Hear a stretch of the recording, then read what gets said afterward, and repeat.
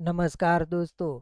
IPL 2025 Bengaluru और लखनऊ के match में जब ऋषभ पंत ने जितेश शर्मा को रनआउट की अपील को वापस ले लिया तो अश्विन भड़क गए। जी हाँ दोस्तों, 17वें ओवर में एलएसजी के दिग्विजय राठी ने जितेश को नॉन स्ट्राइकर छोर पर रन आउट करने की कोशिश की।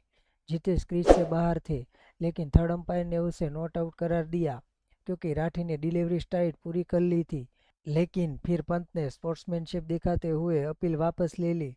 जितेश ने पंत को गले लगाया और ये पल सोशल मीडिया पर वायरल हो गया। लेकिन इस फैसले से दिग्गज स्पिनर आर अश्विन भड़क गए। उन्होंने अपने यूट्यूब शो पर कहा, पंत ने राठी का अपमान किया।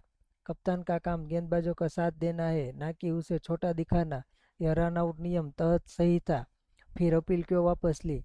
अश्विन ने इसे गेंदबाजों को बेइज्जती बताया।